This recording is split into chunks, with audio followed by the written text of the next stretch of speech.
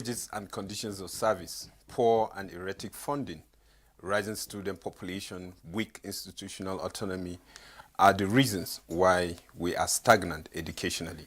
This is Nigeria Now on Ekwa TV International. Good morning and thank you for joining us. In the studio today, I have Lois Turaki. Good morning. Good morning. You're welcome back. Thank you very much. A new week. Yes, how was your weekend? Yeah, we thank God. Yeah, it was full of office assignment, though it's a weekend, but you have to do the work of your father.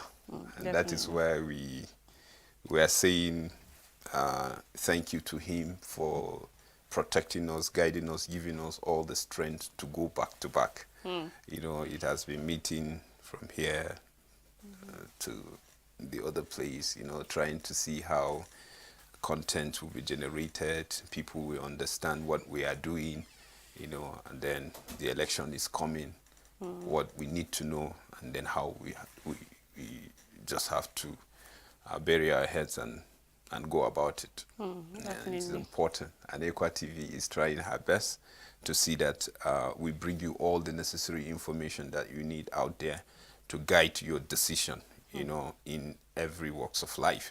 And then today on Nigeria Now, we want to look on some issues that are really burning. But just know that we are live on Facebook and YouTube. So do well to just join us so that we'll have this conversation together. Once again, thank you for believing in us and connecting with us. Lois? Yeah, so we thank God for everything. We thank God for a new day, a new week, and we're still in the month of August and a rainy one at that, you know. You're still in August? Oh, September. Pardon me. September. Yeah. Yes. Yesterday was a rainy Sunday. And you know how just can be. But we bless God for this beautiful moment. You know, and still, this issue of rain, it's a thing of concern. And I feel people should take caution because the more the rain, you know, the more flood in some areas. You know, it's just quite unfortunate that around Gadabu, just not Plateau, Nigeria, you know, they found a dead body. You know, I believe it's the flood that did that damage, you know, lost one person. So I know in Jos there are so many rivers that people have to pass across to their homes and all of that. But I think people can stay away from such areas in places where you have to cross. Maybe you look for an alternative route, because when you look at it, sometimes the places, there are no all this, even local bridges that you can use to, and it's like a shortcut to your house. And then when you start thinking, I have to go around and all of that to get home, so, okay, let me just take the risk. But I think people should stay away from such areas for now, because the rains are really getting, like, it's September, of course, rain falls heavily, but we should stay away from those. Just take the long route as far as you get home safely, than going into the river just because you want to take the shortcut. So it's very important that people take heed to that. And then the flood, some areas you can't stay away from flood, but then if it's not conducive for you to remain in that house, I guess you should look for somewhere else to be. And you know, sometimes people, when they want to buy land, I don't know how they think sometimes. I think the best time for you to buy a land is during rainy season, so that you know how good that particular land is, if it's a swampy area or waterlot or wherever, so that when you want to build your house, you know the kind of foundation you will make. Yes, so it's just important. You see, whether it's rainy season or dry season, if it's a waterway, you will be able to know. You know, if it's a waterlog, at least you will have an idea. Definitely. Because I know that Plateau is high and low. You know, because of the geographical whatever. But I feel it is important. Time like this, you should take precaution. Yes. If it means going to a higher ground, which that's what NIMET are advising. If you know you are prone to flood because of how your location is, you can just move to a higher ground, move your important um, documents, properties, and then look forward to see maybe when the red subside, and then you now know what to do. And then for children, parents should advise them whenever you see a water rising to this level, don't try it, and stuff. Because sometimes you just look at the flow of the water, and then you'll be like, no, this one. And then before you know it, one leg in, and then you're gone. They just swift you, and then you'll be struggling. It's and just God helps you, nobody there, and then it's going to be something. So I think it's something that Nigerians should be careful. All over the country, rains are just falling like Gombe, like throughout. They're even saying that for quite a long time, they have never seen such kind of rain falling. Like, well, this is the time, so we should know what to do. I think all these agencies are saddled with the responsibility of town planning and all of that. If they really are doing their job, I think there are some areas that people should not even build there. Like, they should check it. I know sometimes you see JMDB cancelling buildings and all of that, but I think they should be up and about it even more, because this issue of flooding is becoming is rising every now and then. And then this year we've seen the torrential rainfall that is falling. We don't know about next year, and continuously, like every year it's becoming more and more. So I think something needs to be done for this thing to be tackled. We can't be losing lives because of some things that can be avoidable. So I think they should really look into that issue. Yeah, I agree with you. I agree with you. So, still the issue of ASUU. Federal government dragging ASUU to court. And I asked this question: is that the only option? Is that the way to go? This is your baby, and then you are dragging your baby, to court. Simply because I come and I say, Dad, please, you see, I need you to adjust this, and then my pocket money, this is this. I just want us to just agree, and then you look at your income and say, okay, this is how to go about it, and you are dragging me to court. It's rather shameful to me. It's quite unfortunate. It's quite unfortunate that they had to resolve to being in court, because like you said, it's like your baby coming to your son coming to you asking for something that he knows you can afford to give, and then at the end of the day, you're taking your own leg to court. It doesn't really speak well of your family, right? So I felt like they would have done more than that. Like, the court should not be the final bus stop. Like, it's the court that will have to separate between the father and the son, or something like that. The federal government is a body that we look up to, is the engine room or something of the nation. Like, when you are in need of something, you need a demand as an association or a body or whatever, you go to the federal government, you give your demands, and you know what they can do. We know what Nigeria can offer to its people. So why would they say, okay, we can't sign what we cannot give, or something like that, based on the reports on the papers, because they say they were going to give 150 billion to the striking lecturers and all of, and they said it's not okay for the lecturers. They will be receiving 23.5%, while the professors will be receiving 35% increase. And they said, no, this is not, what we want is more than this, and we know that you can give it to us. So why are you cutting it down to this and all of that? But at the end of the day, now we see that it has resolved to court issues, and then we know how court proceedings can be in Nigeria. Yes, Ngige was asking the court for a speedy hearing, so that they will direct the lecturers they will order, let me put it that way, the lecturers to go back to the classroom. But I asked this question, yes, agree, because you want to settle this matter, and then you had several committees.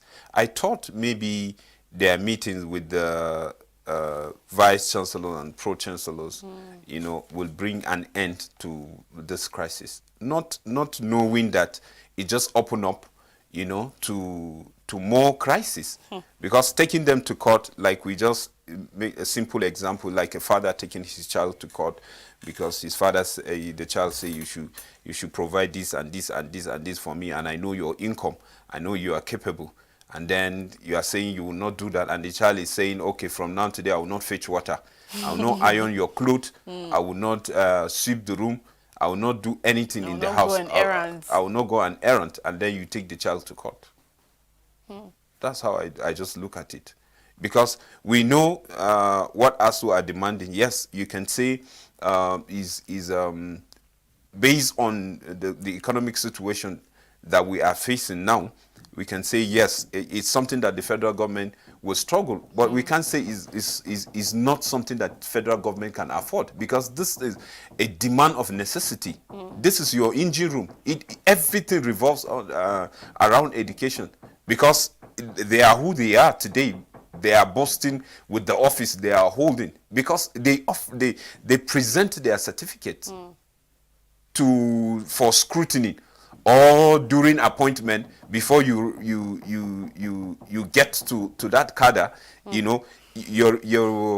Your certificate have been scrutinized, and you're being found worthy of that particular position. Who taught you? Who taught you? You went through a process. Even the Ngige that is saying what he's saying, the Adamu, that he's saying what he's saying, they are product of the university. The lecturers taught them.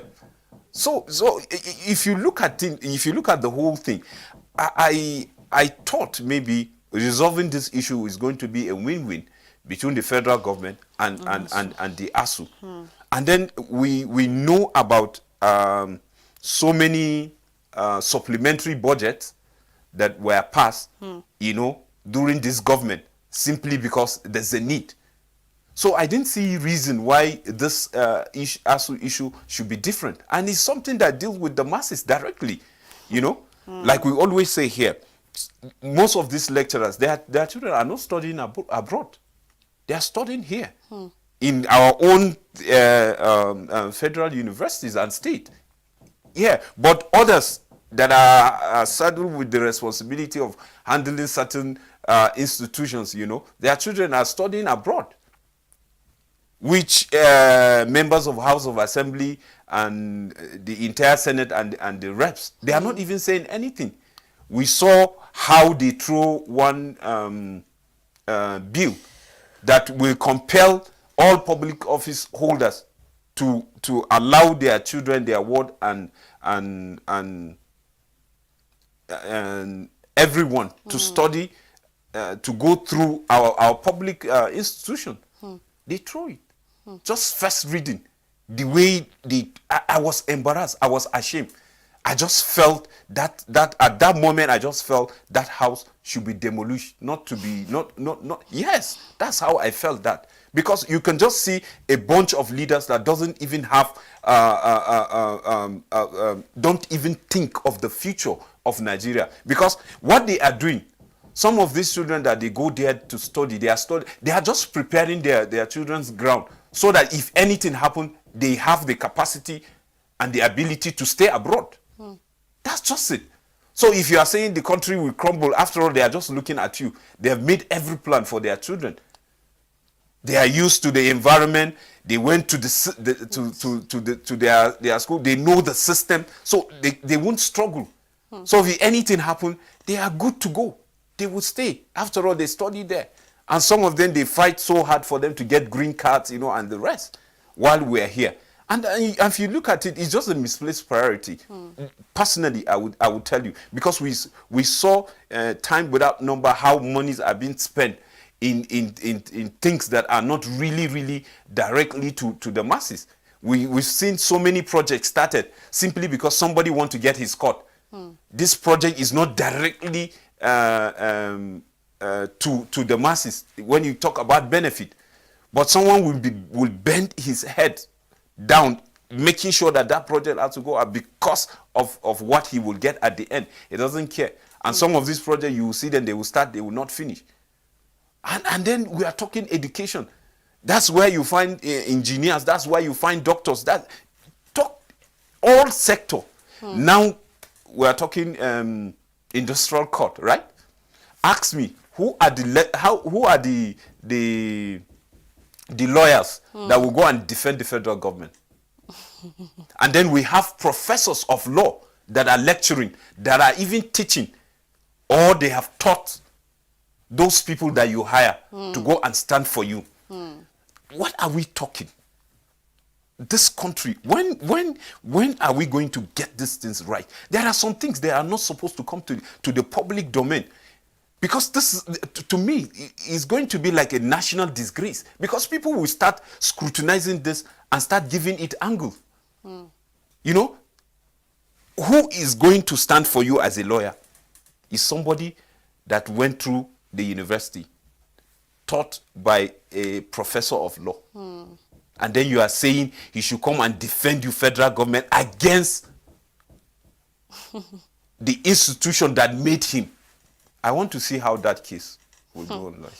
It's just like we said, it's rather unfortunate that all these things are happening right now, because when you look at a lot of things, you just see that there are so many people that are putting, that have interest in all these things. Because if simple things that we know that can be easily dealt with are lingering for this long, like what's happening? Because we know, just like you said, we know what the federal government can do. We know, although we know the economic crisis and all of that, but that is not something they can't afford to do. At the end of the day, we've seen looted funds enough that could solve the issue. We've seen projects that were paid for, and at the end of the day, the projects didn't even get through because they've eaten the money and nobody even cares. Because the person that wants to do the project whoever that wanted to benefit has benefited already. So they don't even care what happens at the end of the day. But we are talking about education. Education is the bedrock of any other nation that wants to thrive, that wants to develop, that wants to advance. That's why we see people going abroad looking for places where they can have good knowledge, they can be impacted upon. And at the end of the day, you see them thriving and doing what is supposed to be, obtainable here. We see them being taken in other countries. And we're saying, no, this is not supposed to be what is happening here. It's not good as a country. It's not good for our image and all of that. We need people to study here. We need to have people outside the country, the shores of Nigeria, coming to study in our own country. They should generate revenue for us as well, as much as we are doing in other countries. We should be able to have such in this place. And if we don't make this place conducive for other people to come, they won't come. When you're talking about education, you talk about insecurity as well. Is it okay for people to leave their children, come all the way from Ghana, all the way from South Africa, all the way from Egypt, from the United States to come to Nigeria just to study? Is it? Will people want their children to come to Nigeria? When they mention Nigeria abroad, they will say, no. We don't want to send our children to that war zone. Just like Ukraine now, nobody wants to send his child there because of the crisis that is going on. And then if we don't do what is needed, we will keep talking about our economy going down because we don't have people to invest. We don't have resources coming.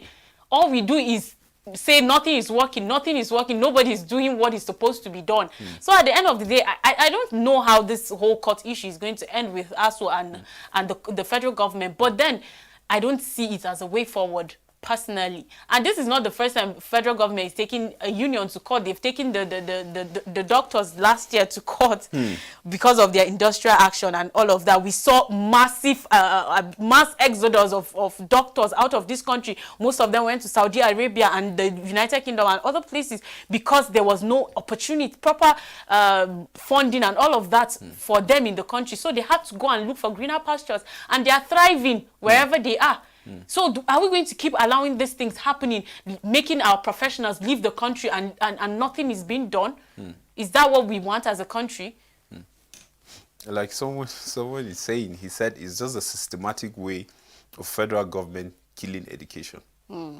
Whoever is leading, and then he's adamant concerning the whole thing. Because if you look at the process, the way the whole thing is going, even Ngige, as a doctor, not just anyhow doctor, but you just can't imagine some people will just put their own personal interest against the interests of the country. I don't see that working, because without the country, you won't be mentioned anywhere. Without the country, you won't be mentioned. Even if you are mentioned, definitely you'll be mentioned somewhere, not Nigeria. Definitely. We love this country. It's our country. We want it to work. And then we feel the people that are supposed to consider this and then do what they are supposed to do, they should wake up. They should wake up. Now parents are tired of the whole situation. You know, I just learned that Sarah and then the student too, you know, are dragging the federal government to court. Yeah, and I'm so interested on how that case will go. You know, Sarah have been taking federal government to court on several issues, and I just pray this issue will be given a speedy hearing, and then a speedy judgment. You know, so that students will go back. You know, we are not yet recovered from the issue of Corona. You know, 1 year students were at home, coming back. Then how many times now lecturers went on strike? As we speak, they are still. We don't even know, with the issue of the court now, we don't even know when they are coming back. We can't treat our educational sector like that. If really we want to make back, and we want to make this country great, we can't continue like this. You know, I'm looking forward to a day when Nigeria will be a country where people want to learn from, where we have so many foreign students coming to learn in Nigeria. People will say, look at Nigeria now, they are doing this, their economy is improving, their economy has boosted, is flourishing, everything is working, there's nothing about issues of strike here and there. ASU, like a day when ASU will stop going on strike and all of that, you know. I'm looking forward to a day like that this country will be what we want, that this country will be what people outside will be talking about, and then we'll not even be talking about the issues of unemployed. Like, even if there's the issue of unemployment, it will not be as massive as we have it today. And then still we're talking about insecurity. We have a woman that gave birth in captivity as bandits demand 50 million naira. It's just rather unfortunate. Another unfortunate incident. Like, I can imagine how she was able to go through all the pains and all of that to give birth to that child. And then they're heartlessly looking for 50 million from this woman and her family. Don't even talk about the money first, Lois. A pregnant woman, anywhere you see her, you know she is not okay. Yes, because the entire of her system is not hers. The system is being controlled by what is inside her. That is why you see most of them, when you see them out there, you know, there's this kindness that people, you know, render to them out there. You know, when they are in a public place, people offer them seat, people help them to cross the road, you know, and certain things. And then this is a woman that you pick and then take her to the forest, and then she gave birth there. I can't just imagine the kind of heart that these people are carrying. You know, look at this just innocent baby in that bush with this rain that we are talking, with this cold, mosquitoes, insects, everything there. I begin to imagine and to wonder, how did she even give birth there? Who even it is something that I can't just imagine. I can't just put my head straight, you know, to the trauma that this woman went to the point that she was even able to deliver successfully. You know, we'll say thank God for that. And then not looking at that trauma and the pain put to the family of these people, because everything they are just thinking, our wife is out there, she's pregnant, we don't know how she's doing, you know, she's supposed to go to antenatal, they're supposed to check her, how is the baby doing, you know, all of these things. And then, well, we thank God, But I think these are some things that we are not supposed to allow to really be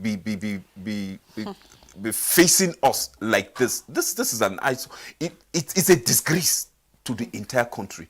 And then we have all the security apparatus, and then we will say some few people that you can use your teeth and count. You know, compare with our number, over 200 million. Of course. You know, and then these people are trying to bring the whole country to our knees. I think it's a shame to all the security apparatus, because it will look as if they are using taxpayers' money and then nothing is being happened. We see how intelligent security outfits, how they put all their technology, you know, to deal with these people. You know, I just pray and I hope that this woman is strong, and a lot like her will just be okay. You know, the federal government has promised by December the issue of insecurity will not be heard again in Nigeria. So we are just hoping that this promise will be kept, and then by next year we don't hear anything about insecurity. And I really how many people will remain from now till December? Well, no, that's just the question. How many people will remain if this continue and our target is December? What Nigerians are saying, stop this nonsense now. Now. That's what we are saying. Now, in September, October, November, December, 4 months. It is far. God will help us. Thank you so much for joining us, and we pray that as you continue your day, God will continue to guide you and protect you. Whatever you are doing, be positive. See you tomorrow. Bye-bye.